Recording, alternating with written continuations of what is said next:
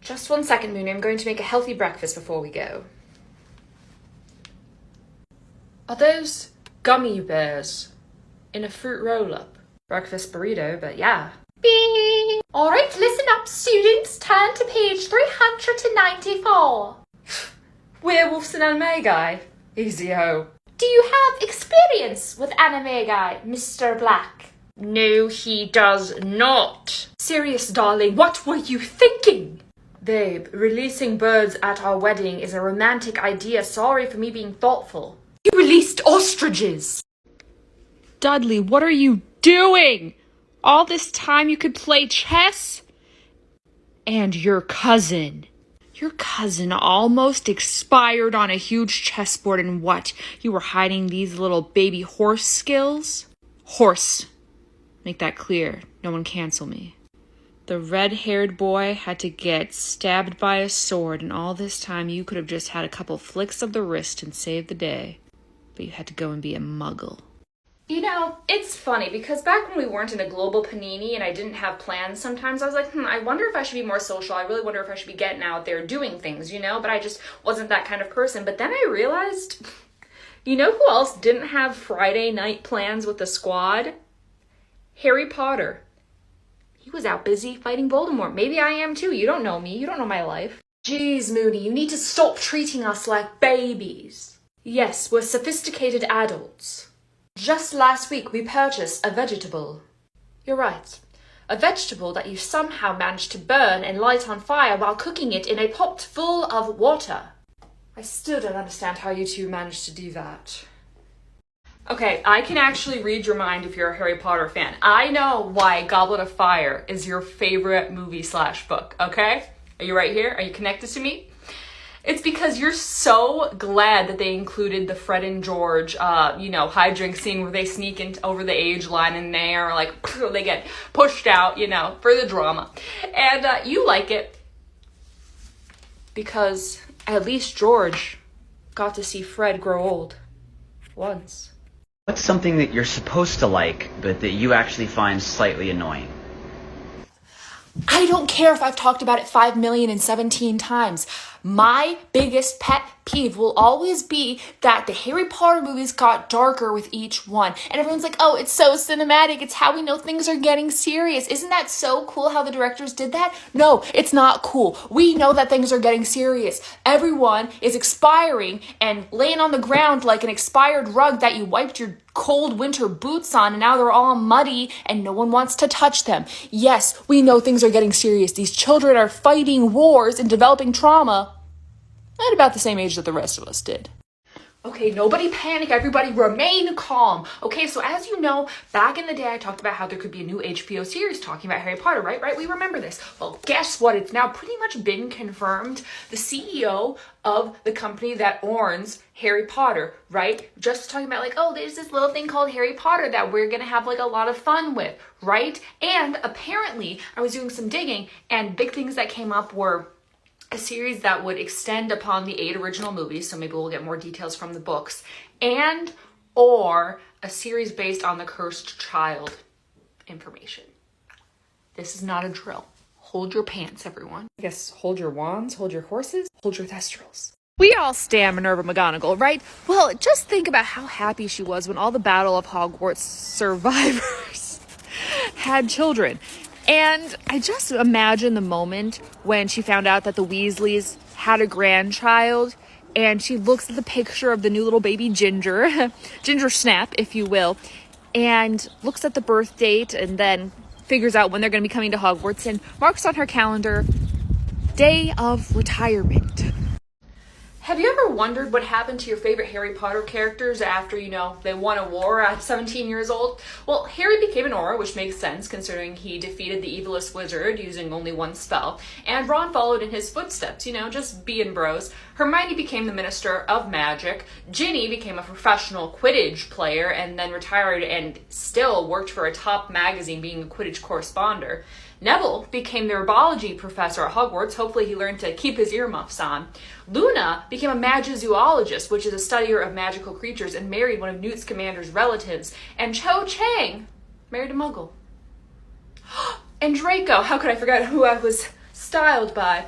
Draco married Astoria Greengrass, Daphne's younger sister, and just kind of decayed into 7-day-old milk that's been left on the side of a road. Lucius would be disappointed. I just thought of something that I never thought of about the Harry Potter universe. So, as we know in the first movie, Harry's getting all those little letters coming to him at the at the Dursleys. And the Dursleys are not happy about this. So, basically, they have to keep sending him letters in more ridiculous ways because Vernon just keeps shredding them because, like his hopes and dreams, he wants them destroyed. And someone had to be watching all of this to know that Harry hadn't received the letter, right? Like maybe it was McGonagall on one of the stone-hard walls, you know. But what if it was just Dumbledore in the office watching with, like, I don't know, a pensieve or a portrait hung in one of the Muggles' houses? And he just thought of more and more ridiculous ways to send the letters. He was just sitting there in his seat, giggling.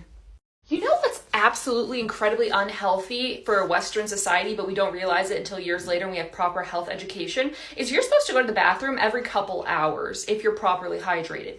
I would not go to the bathroom between like 6 a.m. and 7 p.m. sometimes just because I had no hall passes and then I had extracurriculars where they didn't want you going to the restroom. And I was just ingrained in me like that's just how it is, you know, you have to go to school and not go to the toilet. But when I did use my passes, I had to make sure I used them for good reasons. You know, I only got 10 per semester. The only time I would use a pass was to open the Chamber of Secrets. Gran sent me a ball. That's a remembrall, Neville. The smoke turns red when you've forgotten something. Oh, that makes sense. Because I can't remember who asked you. Beep. Hey, Marnie, if I said I love you, would you say it back? Well, of course, Ronald. I love you. It's back. Beep. Scared, Potter? I mean, yeah, a little. But then let us not take place in this violent sport and go get a butterbeer or something. You know, I really feel like they missed the marketing home run with the Harry Potter and the Deathly Hallows movie because they really could have marketed it as like a teen romance. I know you're thinking, no, that would have been better for Half-Blood Prince, but hear me out. Voldemort really is just like a teenage girl going through some things, you know, like he's really hormonal. He makes a lot of choices because he just has a lot of feelings. His feeling is hatred, but you know, think more high school. And then he has his tiara, which he loves, even though he wasn't prom queen. He's got a special cup, like imagine it's like a bedazzled Starbies thermos. And he's got his pet that he adores, that he sticks on people. I bet teenage girls wishes they had that. A diary where he writes all the people he hates and it disappears so that he doesn't get caught. Yeah, I'm confused on how he's not just, you know, like Regina George. And you wouldn't even have to rewrite the love interest because he's already literally obsessed with a teenage boy. Okay, just a quick check-in. We all hate Umbridge, right? Yes, okay, obviously, because we're breathing and alive and, you know, have brains and hearts. Awesome. So, just think about how much power McGonagall held as an animagus that turns into a cat. Umbridge loves cats, right? She has those creepy plates all over the walls, which, fun fact, she doesn't even like real-life cats. She just like the one in her portrait. I read that somewhere. That's even more sociopathic. But anyway, she'd keep up the guise of liking cats. So, McGonagall had the power to just sneak around and be like a kitty, and then Umbridge would be like, oh, what's a cute cat? And she would pick her up, and then McGonagall would just like turn back into a human and kind of just crush her, you know, just like NFL, you know what I mean? And then be like, oh my gosh, that's so sweet of you to say, Scottish. That's so sweet of you to say, Dolores. That was Hagrid. You know what made me feel like all the feelings? Because I realized I don't think that I was emotionally healthy at his age. Daniel Radcliffe found out that he was going to play the role of Harry Potter at like 10 years old because he had to be like 11 when he was filming it, sure, right. And he was in the bathtub when his dad came in to tell him that he got the role, which that's a whole other thing. If I'm 11 years old, do not be coming into my bathtub. Like, this is private time, this is me time, I'm in my mind palace, okay? But regardless, he told him and Daniel was like, oh my gosh, and he started crying tears of joy. And that just hit me because it's like, I've only cried tears of joy, I think like once in my life, and I'm pretty sure it was a random encounter and it made no sense to me. I'm like, oh my gosh, this is what it feels like to cry tears of joy. And he was experiencing that at 11 years old. Then in the middle of the night, he woke up and told his parents, like, am I dreaming? Am I really going to be Harry Potter? That's so pure. Like, to experience that level of joy at such a young age, like, I'm jealous. I'm passing the phone to someone who's greasier than Hagrid's haggis casserole. I'm passing the phone to someone who is so blind that even with glasses and magic he couldn't tell what was in a broom-shaped package. I'm passing the phone to someone who doesn't even need to use a stirring rod when they make their potions because they can just reach down and use their nose. I'm passing the throne to someone who would have expired in their first year without the help of their beaver and ginger snap playing chess. I'm passing someone to the only comfort they've ever known is their left hand on a cold winter night. I'm passing the phone to everyone who became like family to Harry and helped him on his journey. So we learned something from She Who Must Not Be Named, you know, the person who wrote the Harry Potter series, even though we all know it was Dobby. But she mentioned something about Hagrid and how he would still be working at Hogwarts as late as 2017. And someone pointed out that they really hope that they took him to see How to Train Your Dragon. And that just messed with me, because can you imagine that Precious, even though he is large, small being, sitting in his little seat, maybe eating some nice popcorn if someone was spoiling him, and seeing people find the love of these magical creatures where they had been destroyed before, and a bond between animal and man coming together? Tears of joy would be weeping down this face while he was crying tears at watching his little flying. So we've all made jokes about how during this global Parmesan, schools are still open and we don't understand it. And now we're like, oh, now it makes sense how the Harry Potter schools were open for literally every life-defying thing that happened to these 11 through 17-year-olds, as if puberty wasn't enough. And it also works in the reverse. Like before I was reading the books, like how could they keep them open with a giant man-eating snake hiding out in the classroom, in the walls, in the ceilings? But now I'm not even surprised. I literally thought, I wonder if Hogwarts would have closed due to the pandemic. To the panini. No, of course not. They'd be like, this is a typical Tuesday. We don't even win any house points for this. What's the point? Okay, listen, I have a confession to make. Before having TikTok, I was not a huge fan of Ron Weasley. I kind of just thought he was there and kind of a jock and just kind of, ugh. But then seeing more and more people cosplay him and explain why they love him, I was like, okay, he actually is a little bit of a precious being. And I knew that you have changed my souls and hearts because I saw this post today and it almost broke me. It was about how, Ron was proposing to Hermione and how what he did was get down on one knee, okay, no plot twist there yet, pull out a teaspoon and tell her, all my emotions belong to you, will you marry me? Okay, guess we're crying on Wednesdays now. You know what one of the most iconic things about Draco Malfoy is? During the fourth movie, Harry's getting a lot of flack, for being the fourth wizard in a Triwizard Tournament. And at this point, he really must be questioning his life choices because he didn't even do any of this thing this time. Like the other times he was impulsive and made poor choices and we get it. But this time it literally was just thrust upon it. So he's going into the town square, of the common room of Hogwarts, or whatever you call that little green patch where they can get fresh air in. And he sees Draco, and he's just like, sure, why not? Why not let this be my time right now? And Draco's up in the tree, just posing. And it's like, it'd be one thing, I guess, if he got up there to strike a dramatic pose before he taunts Harry about not surviving 5 minutes in the tournament. But that means that he was talking to his friends up in the tree. Like, he was looking down at them and holding court. If that's not drama, I don't know what is. Definitely Lucius's son. Okay, I bet you that none of you have thought about this, and it honestly is shocking to me and kind of disturbing to me that I never noticed this in all the times that I've watched the movies, especially the first one where this takes place, and I'm mad at myself. So I need to know if any of you noticed this. Seamus Finnegan, those are words, was not very good at magic at the beginning. You know what? He was a little violent with it. He was a little combustion-ish with it, right? Why was no one concerned, including us, that this 11-year-old was trying to turn water into rum? How did we not notice this? Were we just so okay, this school's obviously off the walls, that we didn't think, oh, maybe the 11-year-old shouldn't be hitting it back? I don't care if your dad's a muggle and your mum's a witch, okay? You're gonna be an alcoholic. McGonagall is a spicy nugget, and let's be honest, she dealt with a lot, especially when the Marauders are at school, since they were all in her house and Dumbledore is pretty much useless, 24/7. And I like to think that she did have kind of a comfort spot for him, but also recognize that they were kind of trash. And she just sits them down, before they graduate, before they expire, and tells them, you know what, school teacher, all you boys, I think what I would reproduce like. And at first they're like, oh my gosh, Magani, so sweet, thank you. And she's like, yeah, maybe that's why I never did it. You know what the wild thing about Draco Malfoy is and his whole animosity towards Harry? It's that he grew up idolizing him. They were actually related. So he heard about Harry Potter and how he was part of this bloodline and all this majesty. You know what? And he was actually, Draco, told that he was amazing his entire childhood. I actually do think that Narcissus and Lucius might have been good parents in some ways. And so it was really jarring for him to go to school and for everyone to be talking about this Harry Potter boy. I mean, look, trust me, I would get annoyed with it too after, this guy comes in here breaking all the rules and somehow being the chosen one. Anyway, guess it's glad it's not me. Not the point. But imagine how hard that would have been for him also, because his one thing is okay, you know what I'm really good at? He's actually second smartest in the school next to Hermione and really good at flying. But guess who takes the whole flying thing away? Harry Potter. That would be really annoying. You know what I mean? The chosen one, more like the annoying one. You know the thing that really bothers me about the Hogwarts universe? It's not that they stayed open for all these, terrible, life-traumatic, therapy-causing events. No. I mean, we kind of get it after a while. We see the pattern.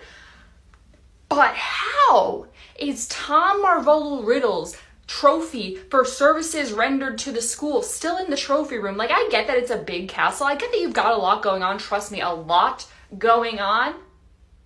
But you're telling me someone didn't remember...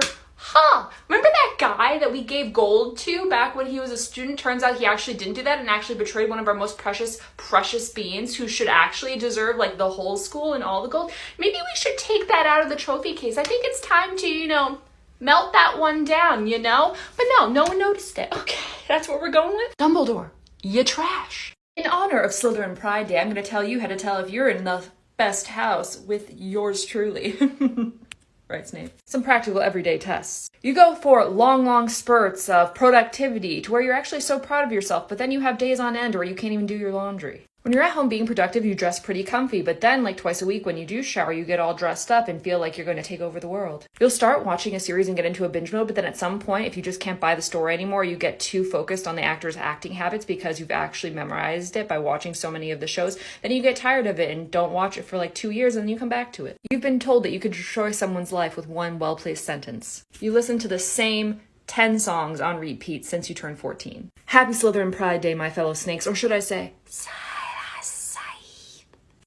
Okay, we all know that I want to marry this boy over here, in a fictional world, because I have my boy in this world. But in a fictional world, if there's an AI Westworld situation, I'll marry him. Maybe there's some kind of a ghost situation. Maybe there's a holograph situation. I don't know, but we want him in the town.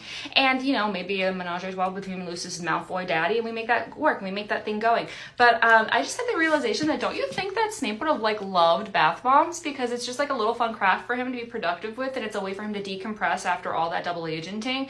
And it just reminds him of, one big potion, and he just likes the one with the sparkles and the little toys on the inside, and he gets to be in a potion. I think that would make him really happy. I am a human person. 10 points to my Bubbles. I was gonna say duck, but I didn't think he was a duck boy, and I guess Bubbles was the first thing that came out of my mind, but now I'm thinking he might have had a duck that had little bat wings on it. Wouldn't that be cute? What is an adult problem that nobody prepared you for? Look, I'm still waiting for my letter to Hogwarts, okay? I need to go to that castle, take classes, make feathers float with this little stick here, get confusing feelings about blonde boys who I definitely should not have a relationship with because they have a weird relationship with their fathers, and then maybe I'm gonna take a little look-see at my potions master and get confusing feelings about that. Then I take a little walk down to Hogsmeade, get some candies at Honeyduke's. Maybe they make me breathe fire or have smoke come out of my ears. And at this point, I just want to go to the Yule Ball, okay? I want to be a princess and walk down that grand staircase and then have snowflakes flying around me while I dance to the waltz, okay? And if I can't have any of these things in the next 20 years and I somehow win the lottery, I'm gonna make a castle, okay? One of my absolute pet peeves about the Potter series is, don't mind this, I'm not having an allergic reaction. It's honestly just because sometimes I like to rub my skin and get the little dirt balls off and rub them around in my hands. But anyway, back to what I was saying. One of my absolute pet peeves about the Harry Potter series is that they do Snape so dirty when we get later into the movies. Like in the beginning, it's kind of like, oh my gosh, flowing hair, bad boy, snack daddy, 4-meal course, you know what I mean? But then, as we get later in the movies, they're like, you know what would be a fun little thing to do? Let's just, like, put brown eyeshadow on him, you know? Let's just get as unflattering as possible. To show that things are getting serious. I don't know, to show that he's stressed. I'm sorry, so that wouldn't be, like, wrinkles under his eyes or, like, maybe a little shadowing under his eyes. We're gonna put brown on top of his eyes and just, like, do him so dirty to show that he's under stress. I think we got that when we saw that he was a double agent living his whole life for a woman who never loved him. And when, like, his students were lying on the ground expired, I think we got that. We don't need to give him a makeover by the eyeshadow counter that's in the back of Walgreens that no one wants to touch. He's still very handsome, though. Okay, I just had this idea that they kept doing the Triwizard Tournament, but made it a little less, unhealthy for a bunch of 17-year-olds to compete in. And instead, maybe, I don't know, they're going through like a maze with a bunch of Legos on the floor. Like, I don't know if that's even more dangerous, but let's just say that's more of the idea we're going with here. And one of the people chosen is a Muggleborn. And from the back of the hall, one of the Muggleborns just goes, and then whistles the tune from the Hunger Games, and then everyone else joins in who's a Muggle-born, and the purebloods are just looking around like, I don't know if this is good luck or bad luck, but some kind of a mission / ritual is going on here, and we love it. I warn you now that you guys aren't ready for this. I was scrolling through the internet, as I do, because I'm stuck in home all day and I just eat my weight in food. And then I'm like, you know what? Let's do a little cardio. Let's get that thumb scrolling. So there was this edit people did of what Harry would have looked like in the other houses. I'm like, oh, sure, let's get this a gander. Hufflepuff, no, that's literally a Weasley. But if he got his eyebrows blown off by Seamus, like maybe they were in cahoots together and they made a potion together and it was bad news. It's a no from me. Next, we have Harry from Ravenclaw. Like, honestly, this is kind of iconic. I feel like he would read me poetry after we did like dueling lessons, and then we'd go up to like Ravenclaw Tower and just like look at the stars and talk about life, but like actually not in the tower because I'm afraid of heights, but maybe we just like put a canvas up and put some like sparkly like glow stickers on it. Gryffindor Harry, same. But when I saw what they did to Slytherin Harry, I'm sorry, are we all part snakes who are sleep deprived? I don't think so, sweetie. I would literally rather kiss Voldemort than that. I think that people think we're the bad guys now. What if we were all walking around looking like that? You ready for a little bit of a dark Albus Dumbledore canon? So if you don't know, Albus was actually the reason that his sister expired. There was a big fight with Grindelwald and him, and things got out of hand, and they were all on a beach, and his sister was there, and his brother was there. Things went awry, his sister passes away, and Aberforth punches him in the nose. Now, something you might have noticed is that Dumbledore is described as still having a crooked nose. We know that magic is at his disposal. We got Hermione who fixed her teeth, so one of the explanations could just be that he's kept it that way as a reminder to himself that he's the reason that she's gone. Okay, don't get mad. I'm here with a happy, wholesome AU about the Weasley family for all the times that I made you cry, okay? Thank you. So I love the fact that Molly kept up her knitting of sweaters after the expiration of her one tall being boy. And she had so many grandkids that after a while, more and more letters had to get produced. And I just have this idea, because they are Weasley and Potter grandchildren, that in photos, birthday parties, bar mitzvahs, spring parties, Valentine's Day parties, Christmas, all that jazz, they would just rearrange themselves to like spell out terrible, horrid words. And then, Molly wouldn't even notice until it's pointed out by one of her kids. And at that point, she's already framed it and like put it on shirts and everything. Feel like crying? Yeah, you do. So in that scene where Sirius Black passes through the magical shower curtain never to be seen again, Daniel Radcliffe, his screams and cries were so painful that they had to mute them in the movie, and Helena Bonham Carter and Emma Watson actually started crying because they couldn't bear to hear it, which is sad enough, right? But we're not done there. Daniel actually had a family member pass recently, so he was crying about that too during the scene. Yeah, I'm fine. I'm fine with that knowledge. I'm okay knowing that. Okay, stop. You and I need to have a little chit chat, because I feel like Gryffindor is the only house that gets known as the brave house. And I used to think I wasn't brave because I was a Slytherin. And I'm like, yeah, that's the one trait I just don't have. And then I realized all 4 houses are actually really brave, just in different ways. Gryffindor is brave and they suppress the fear and overcome it. Slytherin bravery is doing the thing because the goal is more important than the fear, so it outweighs it. Ravenclaw bravery is doing the thing because the risk is outweighed by the end means. And Hufflepuff is getting so focused on the goal at hand that they forget that they're supposed to be afraid in the first place. Okay, everyone calm down. If you're over the age of 11 and haven't gotten your letter to Hogwarts yet, it's fine, relax. Turns out that Voldemort's Death Eaters canonically actually wiped out the Ministry's registry of Muggleborns for everyone born between the years of 1985 and 1998. So if you haven't gotten your letter yet, it's okay. Like, just know, like, I think we should all just road trip up to Hogwarts and be like, yo, like, we know your records didn't work out, but we all have our Facebook and Tumblr records from the mid-2000s, and I think that'll show you that we're ready to come here. Look, I'm sorry, you guys. I know I make you cry a lot on this app, and so thus I bring you a gift to say I'm sorry. It's the first day of spring. I say we start off with a fresh new leaf, okay? Look at this meme. That's a meme zing. That's hilarious. That's quality content. Okay, so I know how everyone on here loves to talk about how Lily would have laid the smackdown onto Snape in the afterlife for being a spicy bean to her boy, but really she should have been grateful because he protected him, but whatever. We're not gonna get into my Snape love right now. But can we just talk about how mad she would have been at Petunia? I mean, she literally expires on a carpet in last year's sweater with her husband, and she's like, okay, well, at least I know my sister is there. Like, she can't be total garbage, can she? And she abuses that kid for years, makes him wear a snotty, oversized shirt that Dudley did who knows what in. Like, you're telling me that that wouldn't have been, like, MMA 2.5 up there? And it makes Steven sadder because you know that she would have taken Dudley in, no questions asked. Judging you based on your favorite Harry Potter movie. If you like the first one, you like comfort movies and wish you were held more as a child. If you like the second one, you like scary movies but not too scary. Like as soon as it's dark and they go into a forest, you kind of close your eyes like this. If you like the third one, you really like dogs and also might have daddy issues. If you like the fourth one, you're kind of a jock, but you like a little bit of a grunge look. You wish you were born in the 90s and have a lot of emotions. If you like the fifth one, you're actually a sociopath because that was pretty much just the Umbridge show and it was super boring. And Sirius went through the magical shower curtain. If you like the sixth one, you wish that the whole series was Clueless and you wear a lot of plaid. And if you like Deathly Hallows, I think that you just need to get back on Tumblr. And I also have to ask, are you okay? Hey there, bud. Are you upset because Valentine's Day is coming up and you don't have a special SO to hang out with? Well, don't worry, because the most important relationship in your life should be you.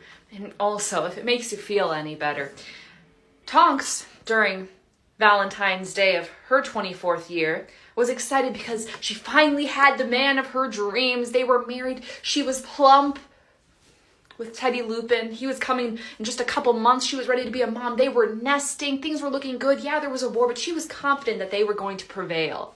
And then 2 months later, after the birth of her son, she realized that would be her last Valentine's Day. You know what's funny? If I'm Harry, by after the second year, I'm just assuming that things are going to happen to me. Like, he acts all shocked when his name comes out of the Goblet of Fire, but at some point, don't you just accept it? Like, you turn to the camera like you're in the office and go. And then he just goes upstairs for a nap and lets McGonagall enter because he's like, yeah, she'll probably win.